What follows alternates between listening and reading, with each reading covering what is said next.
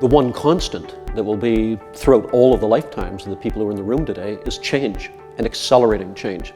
And a key element for business schools is to prepare people for life in a society that is constantly on the move and constantly changing, constantly evolving. If we can equip students, first of all, with some of the basic tools, but more importantly than that, if we can equip them with a love of learning, of a desire to constantly learn more throughout the rest of their life, and excitement with learning, and if we can encourage them to be critical thinkers, to not simply accept what somebody else has said, but to be able to think for themselves, this is an essential contribution to the future.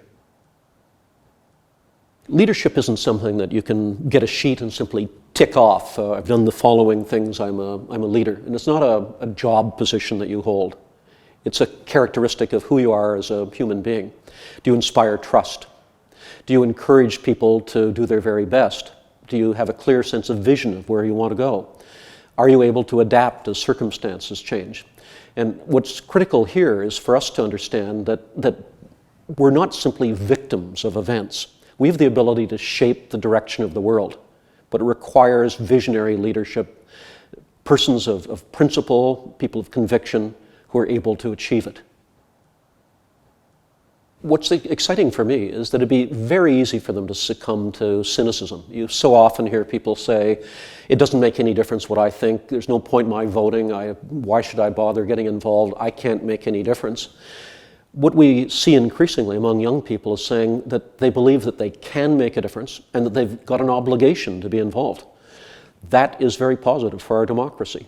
Democracy cannot succeed unless citizens themselves feel that it's something worth preserving, worth fighting for, worth engaging in. And what we're seeing with young people today is they do believe that. I mentioned in my remarks a luncheon I was at 24 Sussex where Prime Minister Mulroney hosted President Reagan, and where it was an example of an instance where Canada differed very strongly on foreign policy, in this case as it related to South Africa, from the United States. And the Prime Minister in very direct terms told the President what his view was. The President didn't agree, but he didn't take offense either. What you had was a relationship of trust where the two of them liked each other and where you could talk to each other in a candid and direct way. That wouldn't be possible between leaders who are simply formal in their relationships and trying to be polite with each other. If we're going to solve problems, you need an honest dialogue. To have an honest dialogue, you have to have trust. I think there'd be much advice, but what I think it stands out about my career is how much of it has been serendipity.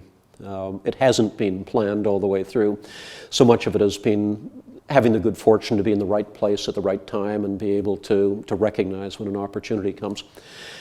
The one thing that stands out more than anything else is how privileged we are in Canada and how public service, in one form or another, and there are many ways of doing it, how public service brings rewards that are much greater than anything that you put in.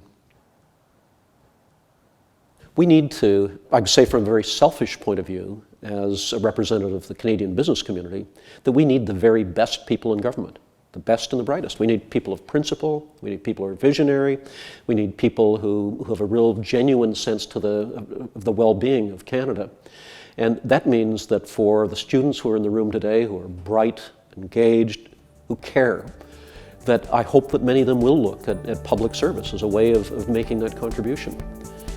It does make a difference. Leadership counts. We are blessed to be in Canada, and we have an obligation to put back in.